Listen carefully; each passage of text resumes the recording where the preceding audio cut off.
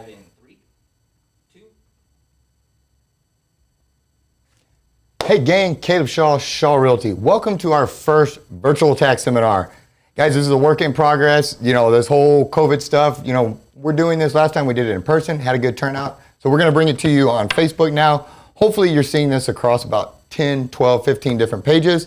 But we're gonna keep going. And if not, we will live post, or we will go back and we will add it to every single page that we miss. So without further ado, I'm Caleb Shaw, like I said, Shaw Realty, and I am joined with the great Miss Kinsey McGrew with Junick Tax Consulting. Guys, the point of this seminar is to empower you, to give you the skills that you need to first understand your taxes, and then to protest them, and to set you up for victory, to go in there with the skills and the knowledge that you need to successfully win when you do that. It's not to bash them. It's not to call them names and throw stuff at them and all that, because I want to tell you right up front, and some of you guys are not going to want to hear this, but some of your houses are worth what they say they're worth. Some of them are, some of them aren't. We realize that, but you'll do a whole lot better if you walk in there kind and compassionate versus walking in with venom trying to fight everybody. And so, like I said, they have a thankless job. They have a job that most people wouldn't want. And I also, in my humble opinion, feel they're set up for failure. You know, Texas is a non-disclosure state, which means we do not disclose our sales data. And so you have these appraisers that a lot of the times, you know, they're basically blindfolded, and they have to come up with and they're not full-blown appraisers, but they have to come up with a piece of value for every single property in Victoria County. If you got 10 realtors and you got 10 appraisers and you gave them one property, you would get 20 different sets of value. And so it's important that we go some slack and we're kind. You know, we seek truth, but we're kind and we're compassionate, and we do so. And so, you know, that's all I really got on this note. I'm going to turn over the floor to Miss Kinsey, because she's way smarter at this than I am. And, you know, and we'll go through that. We're going to kind of go through the forms, you know, how to read the forms, how to understand them, how to fill them out. And then we'll go through some different lessons learned, questions she sees all the time, stuff like that. And then towards the end, we'll take your questions that you can submit on Facebook, and we will go from there. And so, let's get started, Miss Kinsey. How you doing? Hi, I'm well. My name is Kinsey McGrew, and I'm a senior property tax consultant with Junick Consulting. We have a fantastic team of property tax consultants who are in relentless pursuit of making sure that our clients don't pay more than their fair share in property taxes. And I just want to thank Caleb for providing this opportunity to get this information out into the public.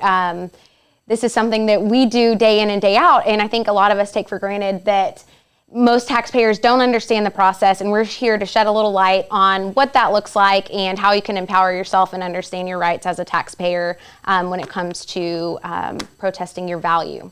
So we're going to kind of start talking about some specifics, but still in a very general and broad overview of the process. But I do want to have a disclaimer that what we're talking about today is really geared toward residential properties, homeowners, that sort of thing. If you have a commercial property or a business personal property account, this really won't apply, and I highly recommend any commercial property owners go ahead and get some representation, because you are going to be needing different tools and experience to really fight those values. So again, this is really geared more toward the residential property owner.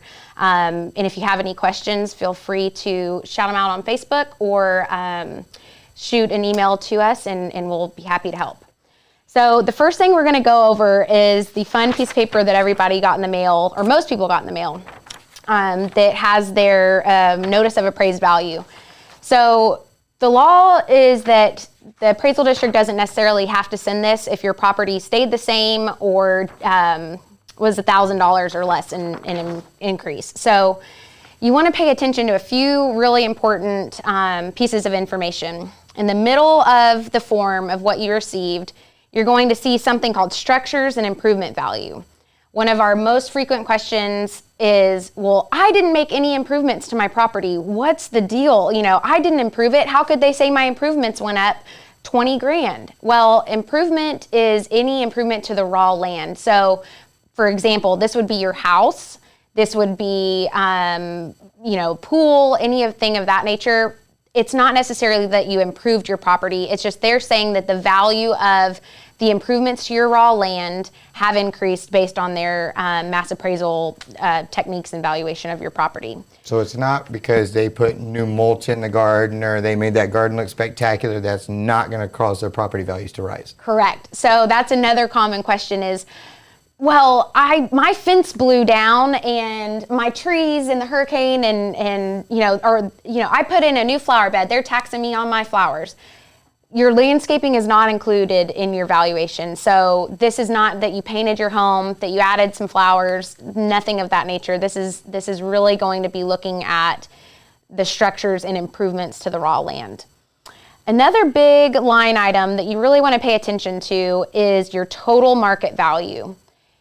There's a couple of different terms that you're going to see and that you really need to understand and pay attention to. One is your market value and one is your appraised or assessed value. The market value is what the property tax, the appraisal district is tasked with determining its value as of January 1 of each year. So that's what their opinion is of what that property would sell on January 1. Your appraised or assessed value, depending on the appraisal district, and fortunately the wording can kind of be different between appraisal districts, but you really want to look at the amount in the appraised or assessed column, especially if you have a homestead limitation, and that's the amount of value that you're going to be taxed off of. So you really want to pay attention to these figures and understand that if you see a discrepancy between your total market value and your assessed or appraised value, there's likely that you have a homestead cap coming into play, and you really want to pay attention because, like we've kind of gone over before, if you have that difference, you already kind of have a tax increase built in next year without you even really realizing it. So can I, just to clarify this point, can I run a quick scenario? Let's say, to keep the math simple, the property was at $200,000. Well, let's say they jacked it up to $275 this year. Well, they won't be able to, you're not going to have to pay your full taxes on $275. So will you kind of explain how that 10% kicks in and so those two kind of come together a little bit? So the tax code has provisions for property owners' protection to make sure that their taxes that they're paying out of their pocket according to their value don't increase more than 10%. So anything that the appraisal district feels is they say your market value is X. Well, if that's 10% above what your last year's value is, you're only going to get taxed on that 10% increase. The rest will hang out and kind of in the homestead cap until that slowly eats away year over year, depending on that discrepancy. So let's just, using that same scenario, the house was at 200, they put it to 275. Let's say we lose our protest. Well, I'm not going to do math in public, but let's just hypothetically, 10% of that is what, 215. We'll just throw out a number. So if it just stayed the same all those other years until it caught up to that 275, every year there would be 10%, 10%, 10%, and that would be on top of any new gains. That would be, just keeps going basically. Exactly. Until that homestead cap is eaten up, you're going to be paying still based off of that market value. Yeah, and they only get that if they filed their homestead exemption, which is from January 1 until April 30th? Yes, you have up to 2 years to file that if you've missed the deadline. So if you've just recently changed, moved to a new residence, you're going to need to file a homestead exemption application and a copy of your driver's license, and that can go back up to 2 years to provide some relief for the years that you Which is important because if they didn't, that 10% does not apply, correct? Or does it? Exactly. You aren't protected under the homestead cap and homestead limitation if you have not filed that exemption. Good. So they would have to pay on 275, not 200 if they don't do that. Exactly. So homeowners do that. It's very important. And if you don't understand that or what that means, reach out to the realtor that helped you sell the house or call any real estate company or even call the appraisal district. They'd be happy. I went in there recently and they did it for a client and they backdated it. They were very nice and helpful on it. And so reach out if you don't understand what that is. And that also, the homestead cap or homestead exemption really provides tax relief within the taxing entities. So you get a little bit of a break on your ISD, and then there's some elective amounts reduced from the taxable value. So that's really where that comes into play. Very important to have. If you've recently turned 65, go ahead and resend them that driver's license and make sure that they know that you are 65, and then you can also have some additional tax relief with tax ceilings. Yeah, okay. So we've kind of gone over these important things you need to know, exemptions in play. One of the main things I want people to understand and that we get calls on as well is right here where it says total estimated tax. This number is based off of the previous year's tax rate. So what I want everybody to understand in looking at this, you may think, oh, okay, well, my taxes, are X amount. Well, your tax bill is likely to look a little bit different because of the appraisal process. The tax rates typically go up. I've very rarely seen them go down, which is a whole nother talking point. But I think that that's something that people really need to pay attention to is even though this is the number you're thinking you're going to pay off of, this is an estimate and it is based off of the previous year's tax rate, and new tax rates aren't established until later in the year. And that's a good point that I forgot earlier is, I know when these notices go out that everybody gets extremely worked up and angry at the CAD, and everybody wants to jump in their cars and go over and fist fight everybody at the CAD. Their job, like I said, is only to assign a value to every piece of property. Then it's the other politicians that a lot of them hide behind their desk and they keep raising that tax rate higher and higher and higher with the same intensity that you guys, light up the CAD all the time. You need to go light up these politicians to keep raising the taxes on you too, because that tax rate is multiplied by the value that CAD comes up with. And that tax rate, the value will get you, but if the tax rate's high and the value's high, the double getting you. So, make sure you hold your politicians accountable for the higher taxes, and unless you're mad at your money, then don't worry about it. But, I just want to be fair that it's not all CAD. They are half the puzzle, and the politicians raising taxes are the other half. So go ahead. Sorry, I had to get in my tax thing. Yeah, we went over this in our previous talk, and we'll kind of hit on that again in a few moments. But the last thing that you need to pay attention to on this appraisal notice that you received or may have received is the deadline for filing protest. It's May 15th or 30 days after the appraisal notice was mailed. So pay attention to that date. Make sure you circle it. Understand how important it is, because this process is very driven off of deadlines, and you need to be aware of it, because if you don't get your protest in on time, there are very few circumstances that come into play that would allow you to open a protest hearing for this year. So and they're running on time with these, so doesn't matter about COVID, it doesn't matter. Get your papers in on time. Exactly. There are some counties in our surrounding areas that the appraisal notices came out a little bit later, so they will be later than May 15th. But Victoria, Jackson, several of the other surrounding counties are adhering to the standard May 15th deadline. Okay, copy that. So we've kind of gone over this in talking with the exemptions. I want people to understand another frequently asked question. I have an over 65 exemption. Should I still protest? My taxes are frozen, so really it doesn't affect me. There's very minimal change based on those tax ceilings on the entities that aren't frozen.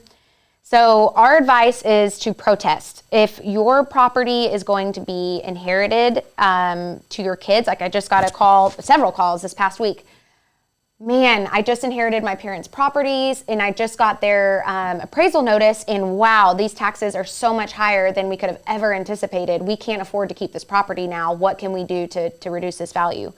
It's important to keep up with it, because even though your taxes aren't changing, your market value very well may be, and you want to stay on top of it, because again, once that exemption comes off, you're paying full market, or maybe the exemption status changes and you don't want to be caught off guard with a really hefty tax bill on something that just went unchecked for years and years. And I may be skipping ahead or stepping on your toes here, but you know my line in the deal here. Have you already in filling out this form? Are we to my suggested line yet that you told me about? No. So. Let's go into the next part. So okay. You've received this, you're fuming, you're not sure, you just don't know.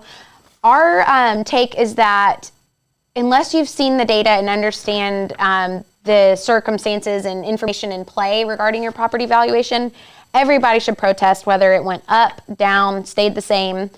And if you didn't receive a notice, go ahead and give the appraisal district a call and just understand, yes, did my property stay the same, or look on the website. And then that way you have an understanding of your timeline. Because if that letter got lost in the mail, because like you said, if the property did not be raised by over $1,000, they don't send it out. But if it was raised by over $1,000 and they did send it out, and let's say, your dog ran off with your mail and ate it, because I found some of my mail in the backyard that my dogs ate, but let's say they ran off with your tax statement and they ate it and you didn't know, that's on you. And if you don't, if that thing gets lost in the mail, your dog eats it, for whatever reason, you don't fill that thing out and turn it in, it's not their fault that it got lost in the mail, it's your fault. So if you didn't get that letter, call and verify that it's because your property values didn't go up $1,000, because if that thing is lost in the mail, you're going to pay for it. So exactly. So you get this, you're fuming mad, you're just wanting more information, whichever way. Now it's time to file and consider your preparation for protest. So there's a standard form that the comptroller provides that you received likely with your appraisal notice that is your standard notice of protest. That needs to be filed with the appraisal district at their mandated timeline according to your appraisal notice. And there's some important information on the appraisal notice or notice of protest that you'll want to pay attention to. So really, this could be done on a handwritten letter. This is just a provided form to make sure that all of the information is there. But you really want to just make sure you identify yourself as the owner, the property ID, or identifying information for the account or multiple accounts. And then the most important thing is to look in Section 3. There's multiple boxes you can check on your reason for protest. So the two that should be protested at a minimum every single year is incorrect appraised or market value and value is unequal. So what that means is that based on sales, your property is incorrectly appraised, or based on fairness, your property is either equally or equally appraised with similar properties. So the importance of this is if you forget to check one of those boxes and you go in and do your protest and you're giving them all of these sales and gosh, this absolutely shows my value should be reduced. Well, unfortunately, if you only checked the unequal box, then everything you've provided is irrelevant because you are saying that your reason for protest is that you're unequally appraised. So always pay attention to that. And there's several other options.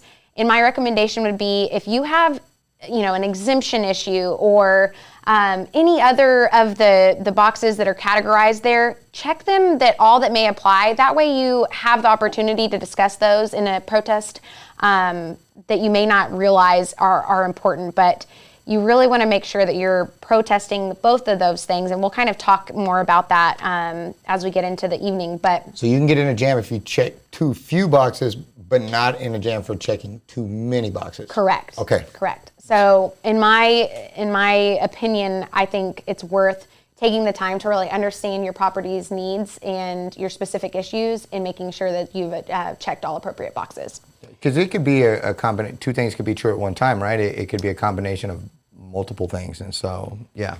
Exactly. Gotcha. And so you file the protest. When you're doing that, go ahead and make a request for evidence. So the property tax process is really supposed to be based on its mass appraisal. Mm-hmm. So when you're looking at this, there could be some issues with the data or maybe some things that you want to bring up, but the appraisal district will need to have supporting evidence to support their valuation. So when you're filing that protest, go ahead. It can be as simple as I request evidence for my property, or we can also post some language that we can use, just asking for the information that was used in determining your value and any information that will be used in any hearing for any issue it matters. So, because I thought that was great. It's a lot easier to rebuttal or see where they're coming from when you get the numbers put in front of you, and that makes it a whole lot easier to pick something apart when, well, yeah, you're comparing me to this house that's been 100% remodeled and flipped, and mine still needs all of that stuff. And so, no, that's outstanding. Okay. So we've talked about your appraisal notice. You filed the protest. That's always the most important thing. Once you get that going, have the request for evidence in. They have to provide that 14 days in advance of your protest hearing. So that gives you a little time to get your ducks in a row on looking at different methods of protesting your property. So when you're looking at preparing for your protest, there's really several angles you can look at as far as reducing your value or making sure that you're appropriately appraised. So the first step, just like we talked about on the protest, is you can look at sales. So with sales, I'm going to say red star, proceed with caution. You really want to make sure that the sales you are going to use or provide are, number one, legit, actual sales that you've received through an appropriate source that can testify to their accuracy. This would be a realtor or someone along those lines that has access to these closed sales. You're not going to use list prices, and you also want to make sure that they're within an appropriate time frame. So that's something to clarify that a lot of people, when they call me, well, my neighbor sold his house last week for this. Well, that doesn't matter. We're talking last year, January 28th, yes, or 2019 close, through December 31st, exactly, 2019. And they can go back up to 24 months, but as close to that 12-month time frame as you can get, the better, or the closer to the date of appraisal. So if a property next door that was the same exact age, floor plan, size, that sort of thing, then of course I think that they would be willing to consider that sale, even though it's outside of that January 1. Unless it's a repo, foreclosure. Has to be an arm's length sale. Okay. Yeah, and that's important, because if you try to go in there and argue with all the foreclosures, you're going to lose that one. Exactly. So gotcha. Exactly. Okay. So we're going to get into the sales a little bit more as we move on, but that is one method, and it's one that most people gravitate to. But there are so many nuances and things that you just need to be aware of when you're preparing, if that's the angle that you choose to use. And it kind of sucks, as a realtor, because we think we're helping, and we are too. We're helping one neighbor, but we're potentially hosing the other neighbors, and that's where it gets as a struggle for me, because of course I want to help my clients, of course. But I don't want to hose the rest of the neighborhood and screw up their values. And now that I step back and I look, I kind of feel like a lot of the, what the appraisal district almost banks on is realtors, exactly, throwing out all those values and this may be another virtual thing, but how do we get around that, And so, but anyway, go ahead. Sure. And the appraisal district does get sales information, whether it's from realtors, other consultants, fee appraisals. So they have sales letters. There's other ways of them getting that information. And so don't feel like it's all on you to be. But do they really? I mean, do they dig in it? I mean, absolutely. I guess my question is if they are doing that, how are they so far off on so many, like if they had that, like, for example, when I bought my house, it was there, it was whatever. Well, then it shoots up 60 plus grand, and then get it right back to, here's what I paid for it. Okay, fine, they listened to me.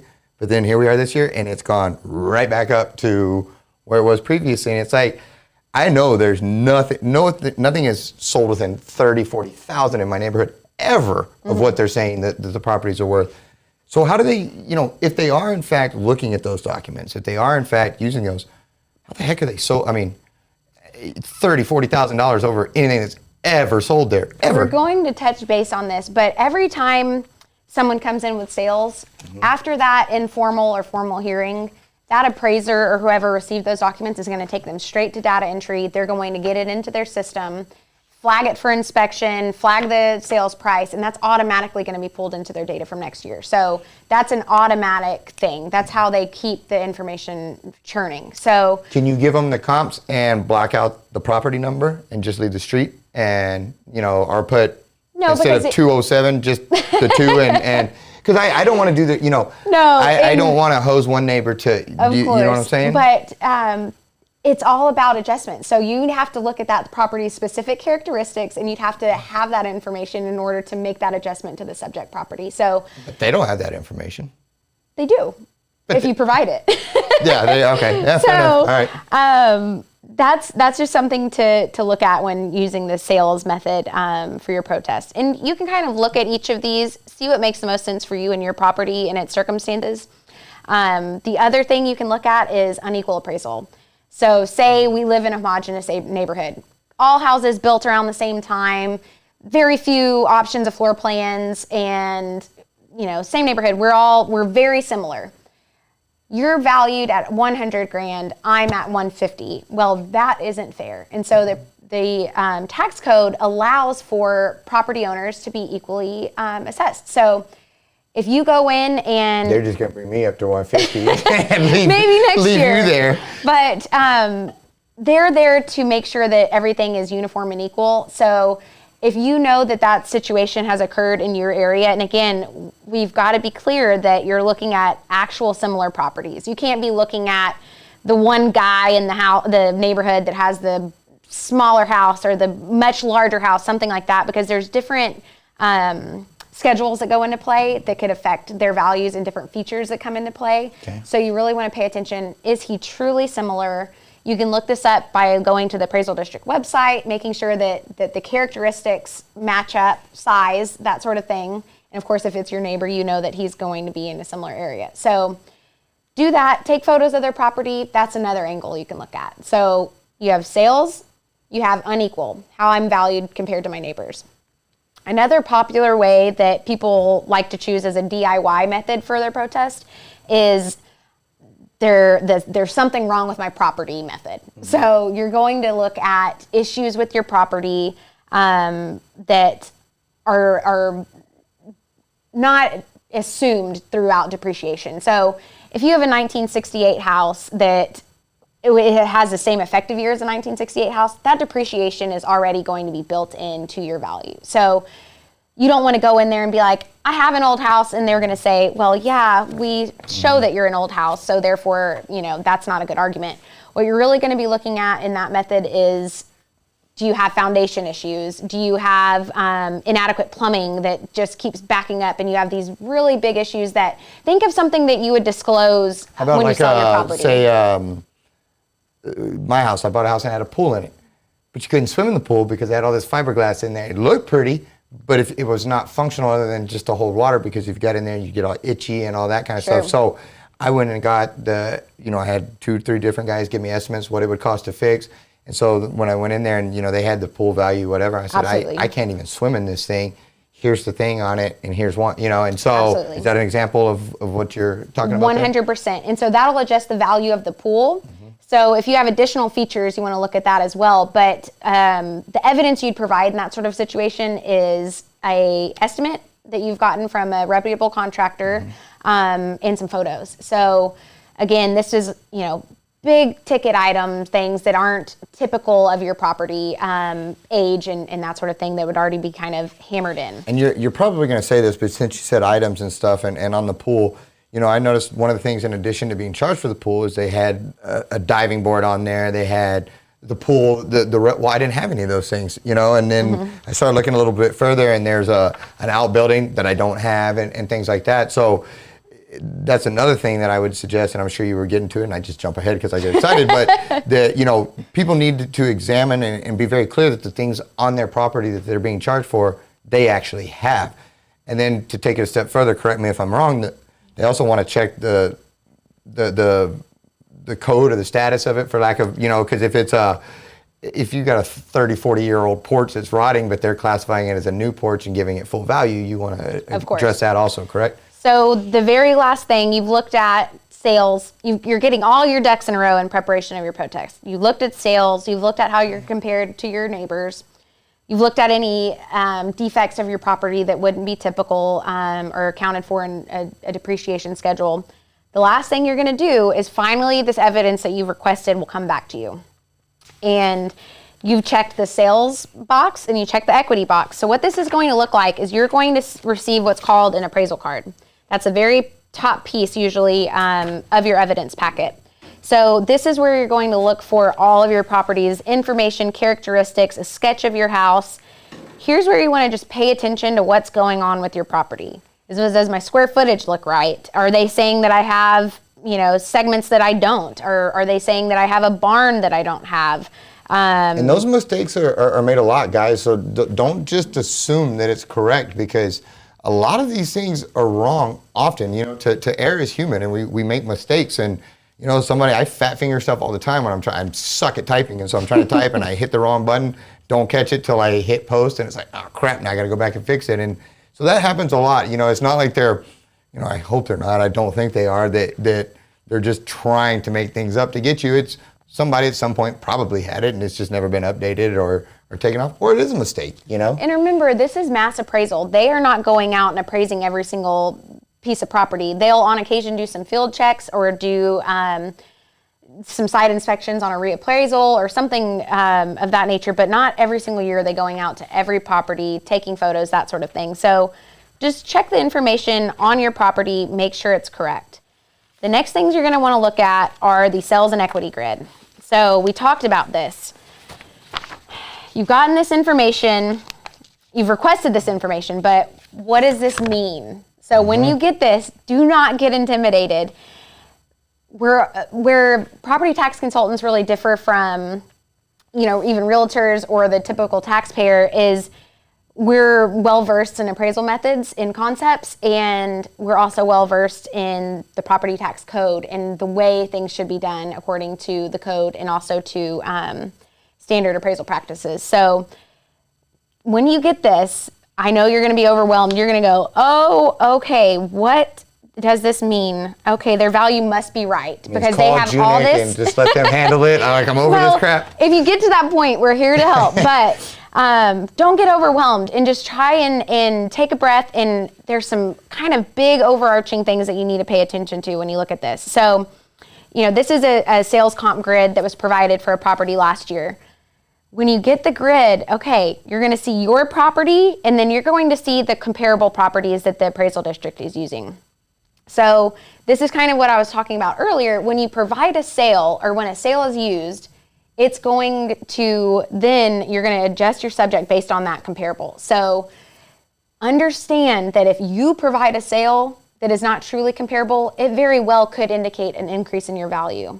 So you have to pay attention to what you're providing and understand how the math works and that there are mathematics and statistics going on behind the scenes. Well, and I was going to ask that is using the scenario of, let's say my taxes actually went down, but I still protest them. There is the possibility that I could walk in there and they get raised on me? Not necessarily. There are a few circumstances where that would happen. Because I've had clients that I don't mean to overtalk you, but I've had clients that have called me and they went down to their protest and they call and how'd it go? It went terrible. Like, they tried to, they talked to the guy and he said, I can come out and look at you, because they wanted him to come look at the property. And he said, yeah, no, I can come out and look at the property, but you need to know if I do, I could actually come out there and raise it higher on you. And do you really want to risk that? And they were, well, no. And so, and I didn't like that was the tone is nasty, but what they have to understand is the appraiser is making objective determinations on the characteristics of your home, and then it's, again, mass appraisal. So everybody just has to remember that just because this sale is X or Y, or just because you feel that your value should be lower, doesn't necessarily mean that that's what the evidence indicates. And that's where you really just need to pay attention or hire a professional to look at these things, because the information you provide very well could be damning, but an appraiser making a threat about it is maybe an inappropriate way to handle that. But I want to say, though, I have not gotten a lot of these complaints recently. And when I first started 11 years ago, they were rampant, and they were. I experienced some. Just a guy I just wanted to headbutt when I was done over there, because he told me that he determined market value.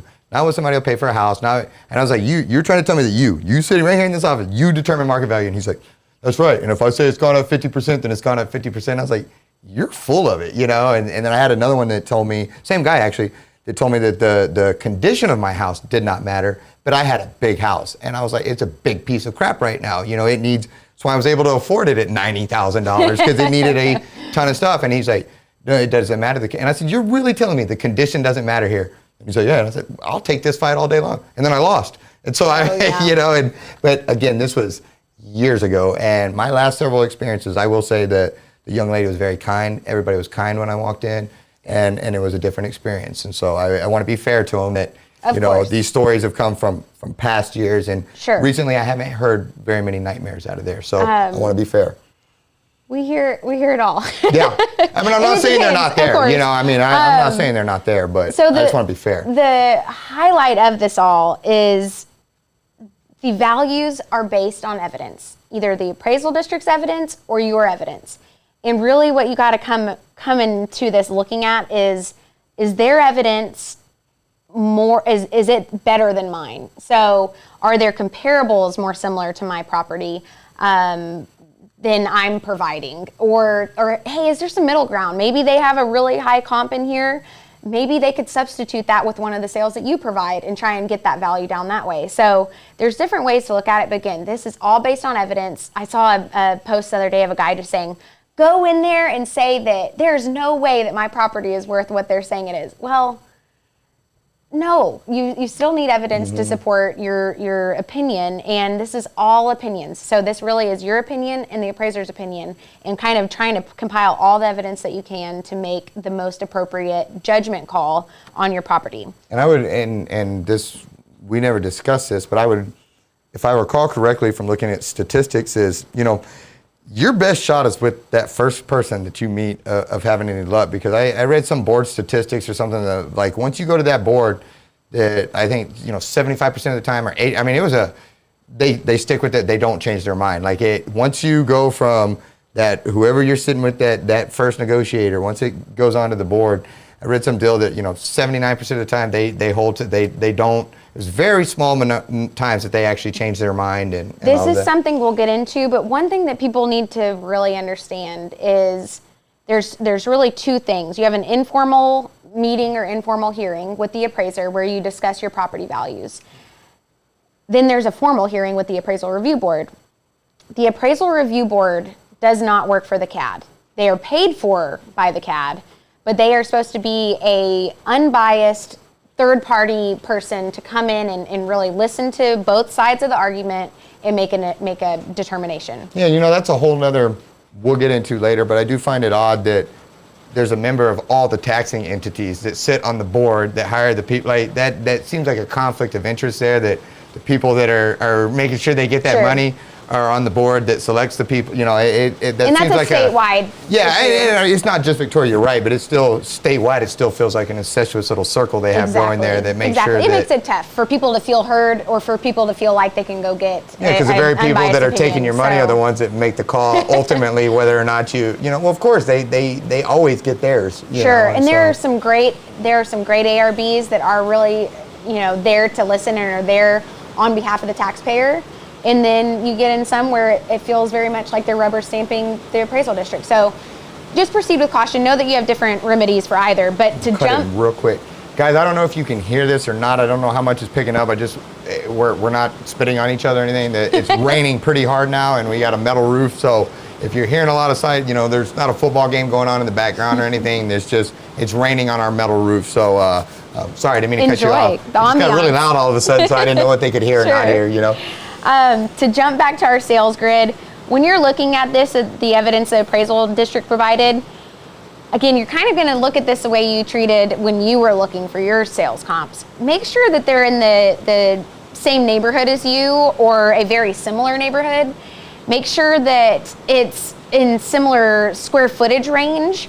Make sure that it's similar class. Make sure that all of these things make a difference in how that's going to be affecting your property. Because you're not going to do like a Tuscany house versus a Tanglewood house for comparables, apples and oranges. I would not think that would be comparable. Yeah, so, I don't think the appraiser would either.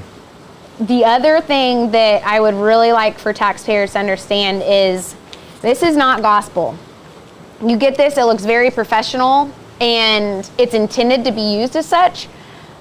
But for the last 2 years, we've found that the math doesn't necessarily add up. So again, another difference between a taxpayer going in and a realtor, someone that doesn't have access to the tools, experience, data that we do, is you're really having to take their word for it that these adjustments are appropriate. So take a quick minute, make sure the math adds up, and if it doesn't, ask for an explanation. They are very well versed in what they're supposed to be doing. They're well trained, or they should be. And so let's make sure that this math adds up, because if the math doesn't work on the appraisal district's data, there's no way that your value is correct. So you might go in there and feel like, wow, I got a $10,000 reduction. I really won. I just saved my day. Well, still 40,000 over. Exactly. And so you really want to pay attention, because again, most people don't have access to the information to make the adjustments and understand to the dollar like we can what that property value should be.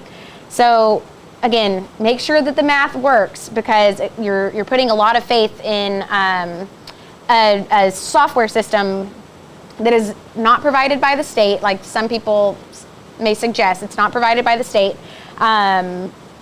You just want to make sure that you're checking that because you're putting a lot of faith in these numbers working out correctly. So sales, you're going to do the same thing with equity. Make sure that they're in your neighborhood. The equity grid should be very, very similar to your property. This is where you're looking at homes in your neighborhood that are same year, same size, that kind of thing. When you're looking at these and you start seeing any big, huge adjustments, when you go down to the very bottom and you see the net adjustment starts to become 30, 40, 50 and above percent. They're reaching. I would say that is not a comparable property. And again, all of this is based on data, so you want to make sure, does the appraisal district's evidence support the valuation of my home? If not, in my opinion, it shouldn't have changed. So I think that there's a lot of room for adjustment, and you have these 4 angles to look at, again, throughout your process to see what benefits you and your circumstances the most. Then you've had all your ducks in a row, you're prepared, you're ready to go to your hearing. You're either going to meet with an appraiser informally or go to an ARB hearing. With the times right now with COVID, a lot of appraisal districts are moving to online. My only fear with that is that some of the subjective information might be more difficult to relay. They might not necessarily be looking immediately at the photos that you sent, or it might be harder to have that conversation that you would in person. So again, if you have questions, even if it's over email, try and spell it out as much as you can, but still be brief and respectful of their time, that you're sticking to the point, you're sticking to the value. And the last kind of tip I would say on preparing for your protest is remember that they are not there to talk about taxes. You might come in there going, my taxes are way too high. The appraisal district, again, is there just to establish value. So don't come in there to the appraiser or the appraisal review board and say, my taxes are too high, you need to help me. They're there to talk only about value, and that value is based on January 1. So today is irrelevant. If your house burned down, you would hope that they would have some consideration for that if it happened, January 3rd, but that appraisal day is January 1st. And unfortunately, in Texas, there hasn't been a overall stance on COVID and its implications on property owners. So again, you're not going to be able to use that really as a protest argument. I don't think they ever lowered taxes. The one thing that would help everybody the most, lowering taxes, is the one solution that we won't discuss, that won't be brought up. They'll float small business loans, they'll float all this, we'll get into the banking business, but cut taxes, what? I don't understand what you're saying. Sure, and you hit on it in the beginning. There's 2 sides of the appraisal equation on how you arrive at your taxes due, your value multiplied by your tax rate. So once you go through this process, remember that this doesn't mean your tax bill is finalized. The taxing entities are then going to take the certified appraisal rolls and start working on their budgets and establishing their tax rates. Then they got to figure out how much they're in the black or the red on this. Exactly, and what they have going on. So you still need to be a part of the process. You still need to be talking to taxing entities and asking them for some additional relief, either by keeping the tax rate the same, lowering it, because if property values are going up, that property rate, the tax rate should not be going up as well. So hold them accountable and just make sure you're having the conversation. Yeah, and guys, I don't know if you know or not, but when you look on there, there's 7, 8 taxing entities on there, and everybody gets mad at the city and stuff like that. But I think VISD takes about 63 or 67% of the tax statement. VISD gets more than double what the city does. And so then you hear these things, we need another bond, or like after Harvey, when VISD did that, that backdoor on the tax thing that they stuck on the public, where they backdoored everybody to that emergency 12 cents or whatever it was that they tacked on. And so, again, I know I keep hammering that point, but again, everybody goes after the CAD all the time. This is the biggest set of calls that I get in a year is when these tax statements go out. My clients call me and my phones melt until May 15th and all this is done. But I haven't had any calls saying, hey, what's my councilman's number? What's the mayor's number? All these people, VISD, school board, raising taxes over and over again and sticking you with this backdoor tax. I don't ever feel the same intensity to go after the politicians, you know, and they're very happy to hide under their desk and point at the CAD and send you over there and get all worked up with them. Split that fury where it is aimed and hold these politicians accountable. Okay, I'm done. Sorry. Hold the politicians accountable. That's going on in Dallas County right now too with the judge. But okay, so you have everything ready. You're ready to go to your either informal or formal hearing. If you get in there with the appraiser or email and you guys just cannot see eye to eye on where that value should be, they say, I can't do anything, you feel like it's still incorrect, you have the right to take that to the ARB. So you can still proceed in through the process. You don't have to establish it there with the appraiser. And in my opinion, you're not doing yourself any favors. If you don't feel that value is correct, you deserve to be heard and you deserve to have it corrected. So I recommend then, if you can't come to an agreement, go ahead and go and see the ARB, present your evidence, and see where the panel, lands on it for you. So in settling your value, there's two different ways you can do it. In the informal, you have what's called a settlement and waiver. That document, once you sign it, there's no further remedy. You can't pursue litigation, arbitration. You have signed off saying, I am okay with this value. Go ahead and certify me at this value. I want people to pay attention to that because I've heard from several different people in different counties that all of a sudden the appraiser sends, they send the settlement and waiver. The property owner thought that they were going to send additional photos to the appraiser for further adjustments. Didn't realize that by signing that, it was over. So just be clear that once you sign a settlement and waiver with the appraiser in an informal hearing or an informal setting, that is done. If you go to an appraisal review board, don't, I see this a lot too, where they've been jacked up $30,000, $40,000, $50,000, and then hey, we'll come down $1,000 or $5,000, and they're like, I got them down $5,000. Well, great, you're still $45,000 over, and so. Yeah, did you really win? Yeah, like if they break you off the chump change and you don't think that's where you're supposed to be, toe the line, and is it fun to have to argue with them? No, well, unless you like that stuff, but not normally. Is it fun to go to the ARB? No, it can be intimidating. It can be all those things, but if you don't protect yourself, if you haven't hired them, if you're doing this, you need to fight that fight. Otherwise, what was the point of going? And if you allow yourself to be steamrolled, you will be steamrolled. And it's even if you go through the process and get your butt kicked, you went through the process. The hats off to the man in the arena. And you gain valuable insight by going in there. And even if, like I said, go in there and get your butt kicked. You may not want to do it again. You can call them, or you can get calloused and learn and adjust and go back next year. And maybe you hand them their butts. And so, but. Don't let fear hold you back. Fear is a liar. Do not let fear keep you from doing things. Again, nobody wants to go in and argue. I do this for a living, and I don't like going in and argue. Well, I kind of do, but even I can get nervous and all that kind of stuff. And so, but you got to put that foot forward and take that step. And if you don't protect your rights and your freedoms, and nobody else is going to, and government is all too happy to just scoop it up. It is up to you to defend that. It is up to you to do those uncomfortable meetings. Or hire somebody. But either way, it's still got to be fought or they win automatically. Sorry, I'm done. I don't like taxes. Sorry, go ahead. If you don't like the proposed value in the informal hearing, you can go to the appraisal review board. The type of settlement that comes out of their appraisal review board is called a notice of determination. So they have heard the evidence, they've ruled on the value. You're going to get a determination in the mail. If you still do not agree with the value that the appraisal review board has determined for your property, you still have two remedies, three really, but two that are appropriate. Arbitration or litigation. So I just want people to be clear that I got so many calls last year of, I just went to my hearing, they didn't listen to me, how can you help me?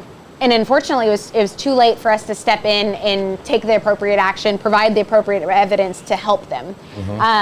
So just be cognizant of the fact that once you go in there, it's not said and done, but it's very expensive in some cases to then proceed with the different remedy. So just be aware. And it can go bad in there. It's been 3-4 years, but if not a little bit longer, but I played the process all the way out. And, I very humbly think I walked in there and whooped them. I felt like I whooped them on facts. I felt like I just they were comparing my house that needed everything to the only 2 remodels in the entire neighborhood that they were using to set the curve on everything. And when I walked in, the houses that were used against me, one I had listed and sold, and the other one I brought the buyer for. So I had intimate knowledge of both of these properties, and I told them as such. And I got the deer in the headlight looks like, oh crap, he just whooped our butts in here. And then the guy at the end, well, I vote to make it one, I second. All right, Mr. Shaw, we're done.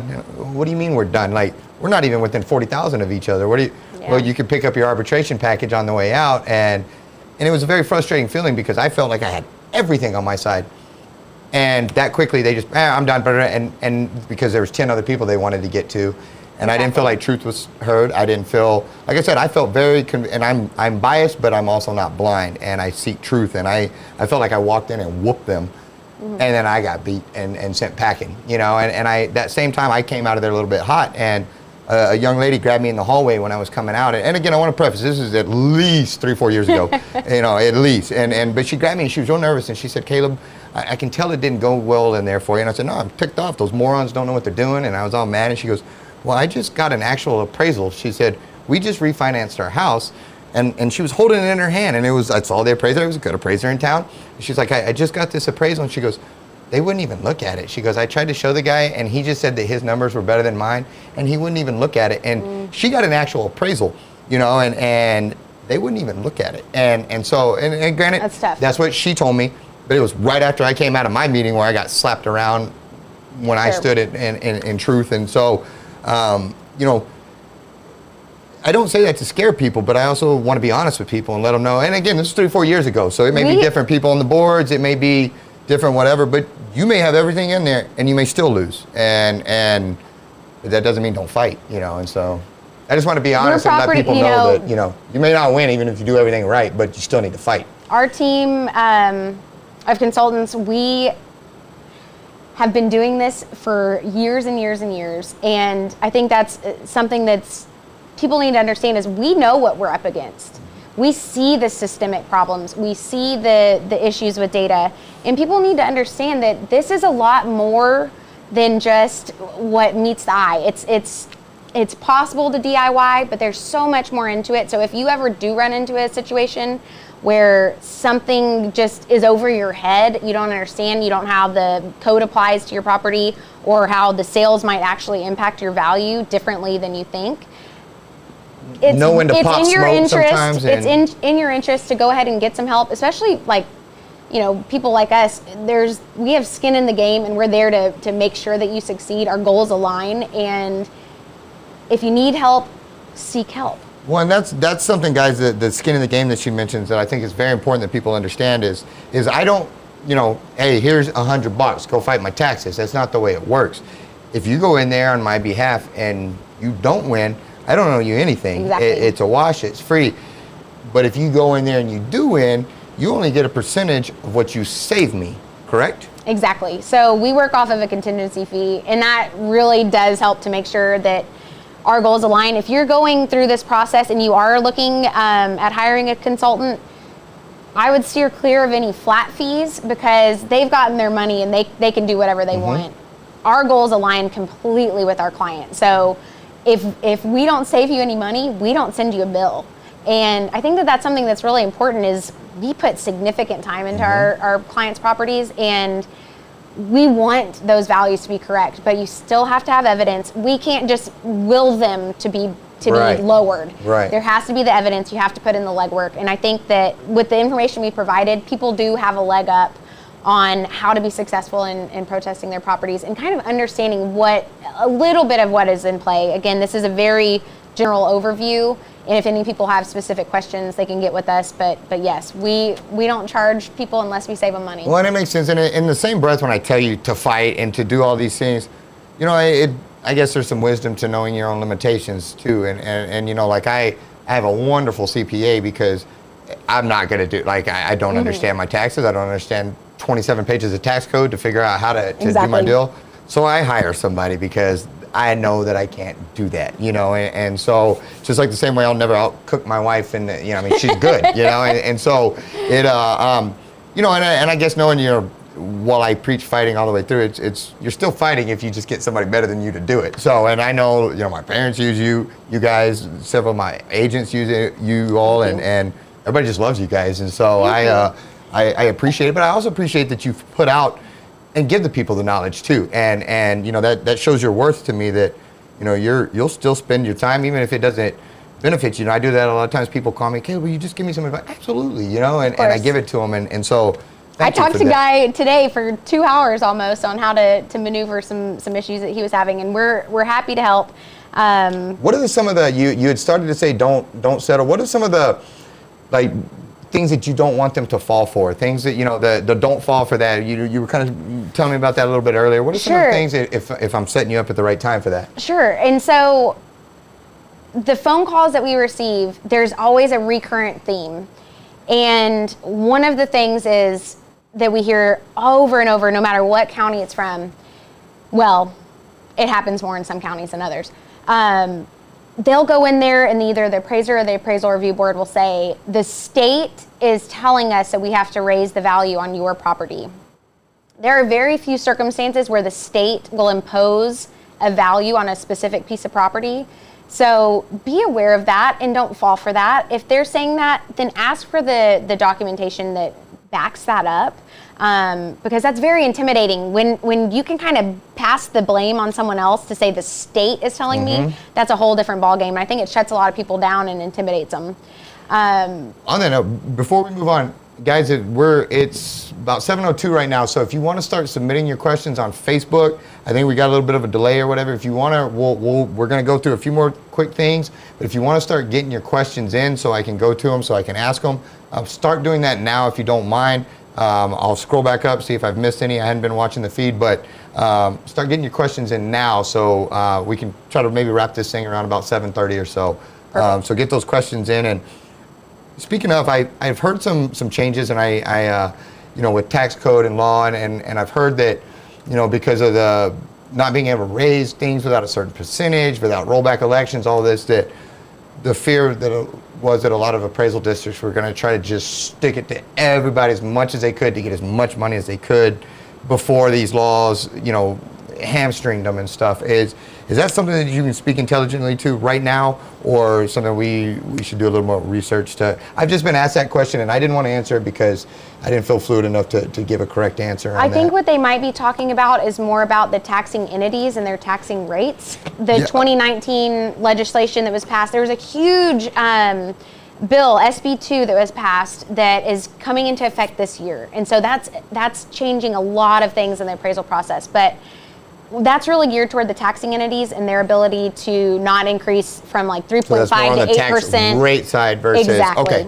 Exactly. So appraisal districts are still tasked with determining appraisal value, fair market value as of January 1st. So it's more so worrying about the taxing entities jacking their rates up because they're about to get hamstringed. That's what I believe that would be what they're asking. Gotcha. Okay. I just wanted to ask that one. And I'm sorry I cut you off on after the don't fall for that, the taxing. Was there other ones on that one, or did we reach the end on that one? I think that the main things to just not fall for is things that don't smell right. If it doesn't make sense, have them explain it to you. If it still doesn't smell right, ask for more information, get more details, but don't automatically fall for any blanket, the state's making me do this, or the state provides the appraisal district's software and formulas, because they don't.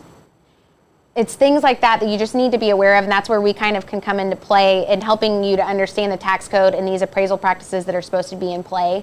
Because there's a lot of times and a lot of instances where a property owner will call me up, and I hear this over and over, or the real estate prices went up 15% last year. Well, my data doesn't suggest that. And are they looking in a specific category of property? Have they, looked at all these other actions? 8% increase, yet mine went up 27.7%. And yes, and even the increase that you were calculating isn't accurate for your property type. So there's a lot of data that goes into that and understanding, and that's what people need to realize is this is a really robust system, but these are all universally accepted appraisal practices, and that if something doesn't smell right, maybe it isn't. And just ask questions, and you'll either get the answer or seek further remedy. Gotcha. Well, I do have a question for you from one of our Facebook viewers, and I think we kind of touched on it a little bit, but we'll loop back around. The question is, Texas has some type of limit either on appraisal value or total tax rate. Can you clarify?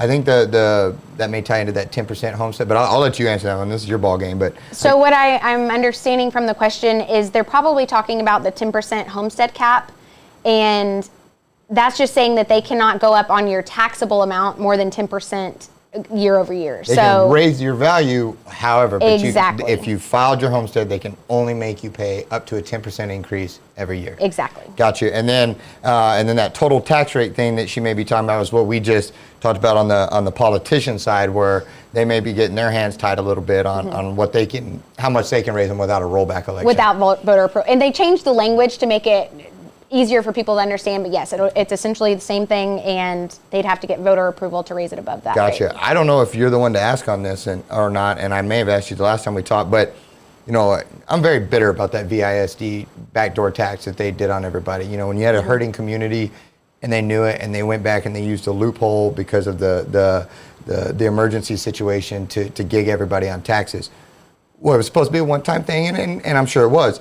But here we are again in an emergency situation, and have you heard any talks of VISD or anybody else looking to take advantage of any of these loopholes again to stick it to us? I haven't heard anything on the local level with any of the surrounding counties, but I do know that statewide we're kind of looking for direction on whether the economic disaster declaration allows this provision in the code that's in there for instances of like Hurricane Harvey for taxing entities to increase their tax rate. That has not been ruled on, to my knowledge, as of today, as of airing. So we're looking for direction on that, but I haven't heard of anything locally. I would say pay attention to any upcoming meetings as things go on, and just realize that in our opinion, taxes are a necessary evil. So the school district has to get funding somehow. So you have to balance out what's going on, pay attention to your values, and then pay attention to any meetings upcoming about the tax rates. That's a whole nother talk for school choice and all sorts of other things that we'll get into. So while we're waiting on some more questions, is there any, once again, while we got a little bit of break here and instead of hitting it at the end, how do they get in touch with you? What is let's start with your, give me the company, one more time, say Sure. Since I butcher the name every time. Give me the company, phone number, all that good stuff, and while we wait on a few more questions here. So the best and easiest way for people to sign up if they're ready to make that decision is to click sign up now on our website, which is junek JUNEK consulting.com. It's JUNEK consulting.com. There's a link right up the top that says sign up now. That'll allow you to retrieve your property information, enter your contact information, and electronically sign our forms to get started. They want to kind of talk more about our process and what we do.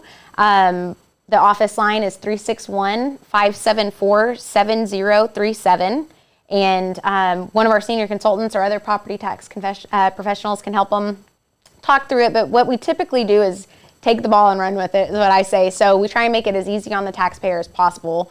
We're going to file your protest in any appropriate forms. We're going to do, and what's really kind of different than most property tax consultants is we visit every property that we represent and take exterior photos. So we like to have intimate knowledge. We're a family-owned and operated business. We're talking about these properties all the time. Like, I think our family gets so bored at how much we talk about property taxes, but we like to know our clients' properties, and very oftentimes I'll know exactly who their kids are, what they're doing, what's going on. Yep.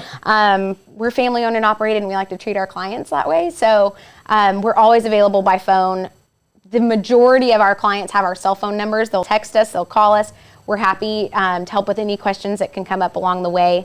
I would recommend that folks, if they do want to look at engaging our services, they do that ahead of the protest deadline.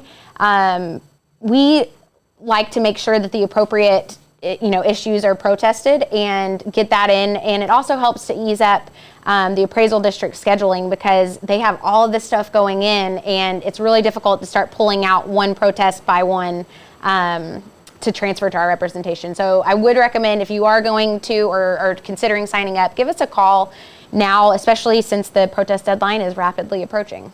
Come on, quick. You need to stop for me for just a second because y'all threw me on this Mac, and I'm scrolling down here to get onto the Shaw page because I got we've got some questions there, and I was looking on the other page. Sure. So let's see here. Do you do commercial property? We do. I absolutely cannot recommend, whether it's us or another property tax consultant, you really need representation on a commercial property.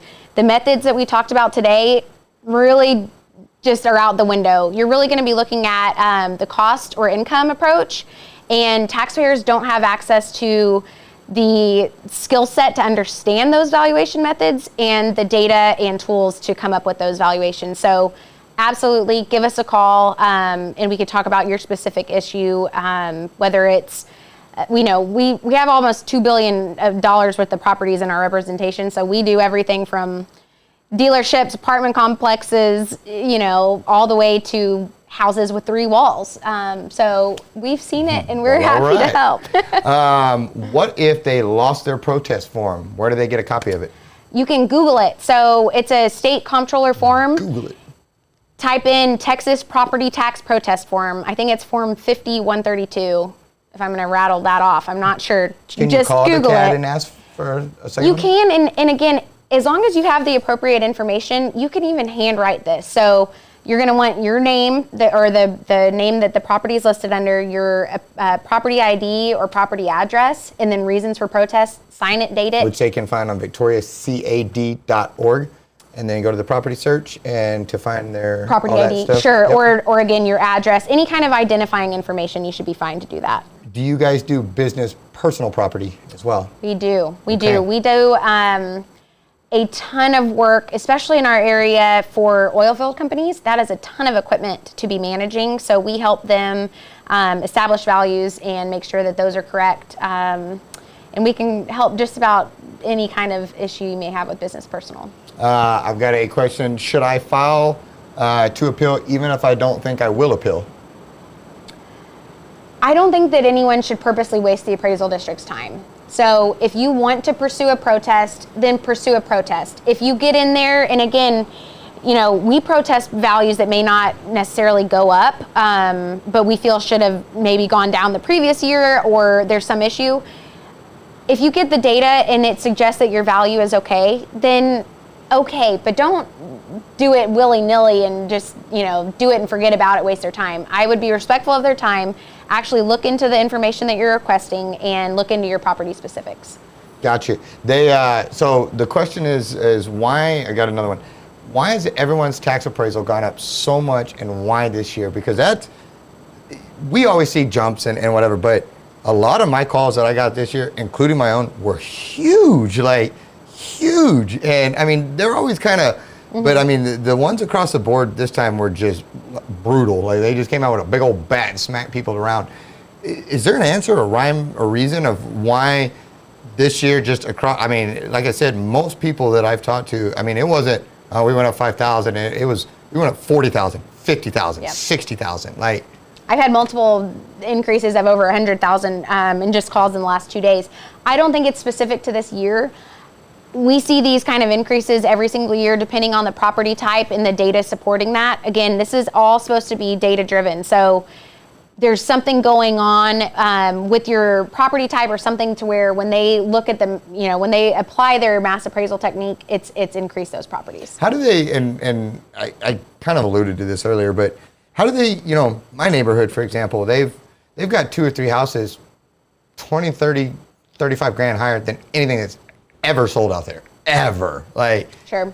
I mean, how do they come up with that if nothing's ever come, Depending on the appraisal district, they may reach outside of the neighborhood to try and find other comparable sales that may be different, but I would certainly argue like, hey, this is my specific neighborhood. Mm-hmm. If there's, say a neighborhood where there aren't a lot of sales, they can kind of go further out. So they might even look at an older sale, which I would still argue would maybe not be appropriate. My opinion is if the data isn't there to support an increase, it shouldn't have increased. But that might be something that you're looking at as some additional neighborhood information being brought in. Got you. Good answer. And I'm going to kind of rapid fire on these now that I found Sounds the good. whole nother set of questions that I didn't know was here.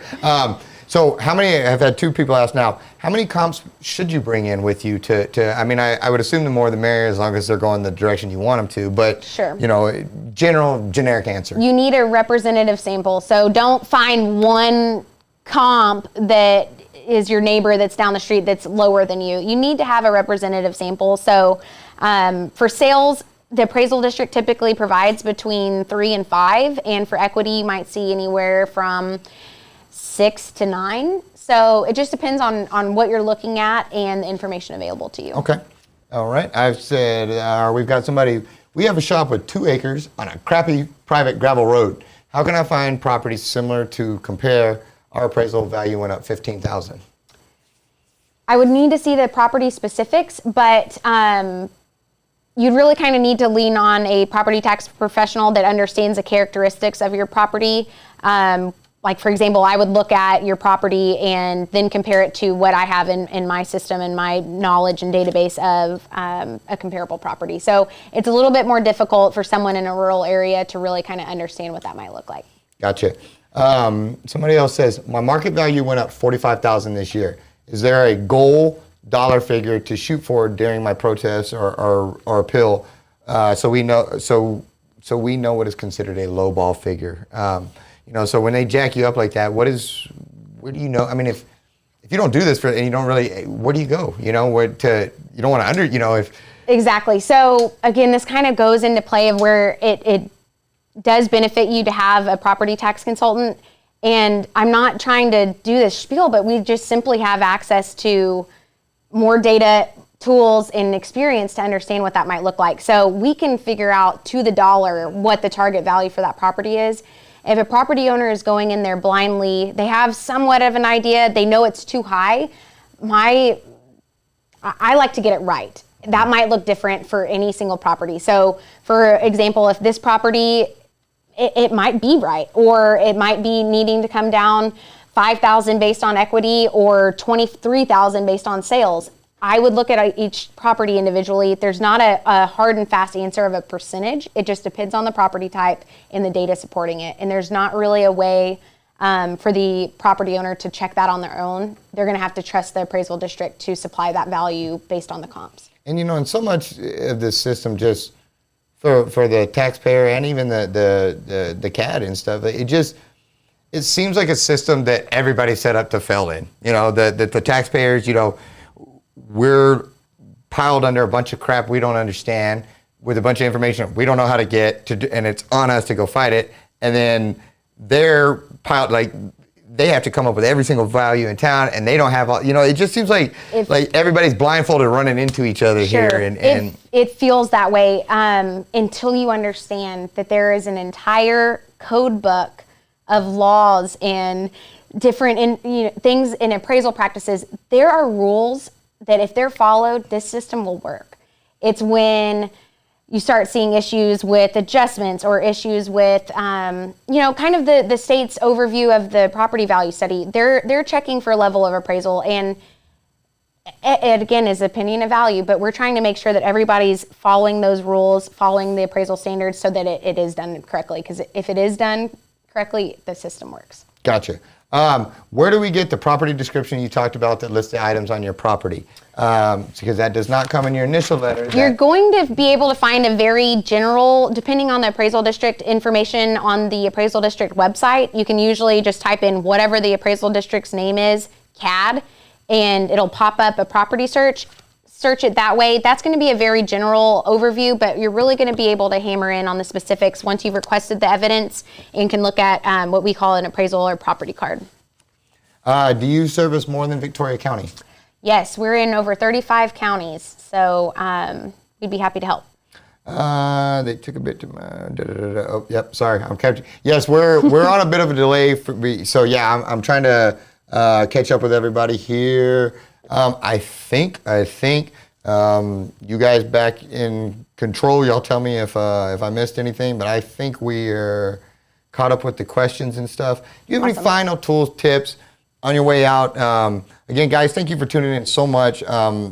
this is all new, this virtual stuff. And so thank you for tuning in. You are welcome to reach out to her. You're welcome to reach out to us. I am probably going to refer you to her if I can't answer it, because a lot of this stuff just aggravates me. But again, thank you for tuning in so much and taking the time and realizing that, I hear a lot of times that, and I'm going to say it one more time, I know you're probably sick of it, but a lot of my friends, hey, I don't care about politics. I don't want to get into it. I don't, whatever. Well, politics care about you. And this is a prime example. And again, match your fury with this to discuss your politicians. And some of you may want higher taxes, and hey, good for you. But the ones that don't, again, fight the fight on both sides of it. Fight the CAD, but then also talk to your politicians and hold them accountable. Kinsey, and let's see. I'll do a quick recap. Yeah, you got a question? Do it. Nope, I thought I did, but we didn't. So we believe taxes, again, are a necessary evil. So what we're looking for, and what I think everybody else should be seeking, is to not pay more than your fair share. If your property is appropriately assessed, then that's fair. If you're paying more than your fair share, that's when there's an issue and that you need to proceed with remedy. In summary, be brief, stick to the facts, make sure that you have evidence to support your opinions, and be respectful and appreciative of their time, and don't back down. If you feel like something's not right, then proceed and see what you can do to get some tax relief. On protest form, question 4, it asks, what is your opinion of your property value? How do you determine that without hurting your protest? Do not ever fill that out, in my opinion, because at this point, when you've done your protest, remember how we kind of talked about this process you go through? Right. You don't have that number yet. So I don't recommend, unless you have done a recent fee appraisal, never fill that out, because you don't know that number yet, and you'd just be taking a stab in the dark, and you'd really be setting yourself up for failure once you get in there and they're saying, oh, well, you thought your property was worth $500,000, so therefore we're pretty close and it's okay. So I recommend leaving that blank. Again, in your protest, you really just need to identify the property and the reasons for protest, and I would certainly leave that blank, because again, you haven't done the legwork to see what that number would be.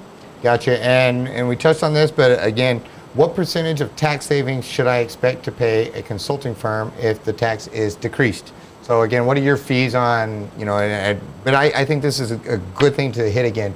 How do you get paid in this equation? Sure. So we charge, the simplest way to look at it is the difference in what you would have owed versus what you would owe after our services. So we charge 50% of the savings for a residential property, and that might look different depending on your exemptions on the property, but say we reduce your value $1,000, like roughly the math would be $200 in tax savings, and we would charge $100 of that. So our fee structure is, again, structured in a way that our goals are aligned, and you will never be paying more by engaging our services. You're either going to pay what you paid the CAD and we won't send you a bill, or you'll be able to split that savings with us for doing a good job.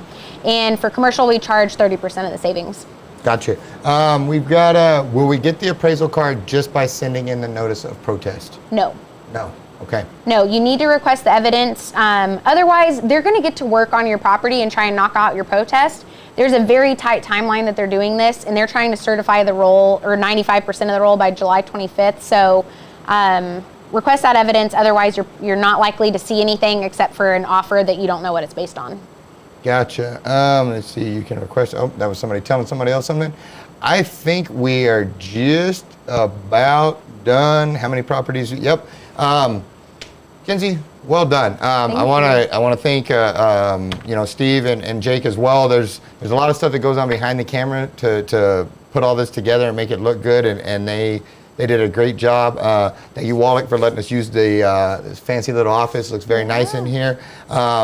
Yeah, and again, guys, thank you for the help and the support on all this. And bottom line is we're here for you, and we want to help. But more importantly, we want you to help yourselves, and we want to empower you, and we want to give you the knowledge to be a part of this and be able to find some victory in your life with it. And so that's about all I've got. You got anything you want to say in conclusion? I just want to thank you again for having us, and I think it's fantastic that you're putting this out in the community. So well, I'm very blessed, and again, thank you all for joining, and it's my pleasure to do this. And guys back there in production, making it all happen, making it look good. Well done. It's a lot of hard work.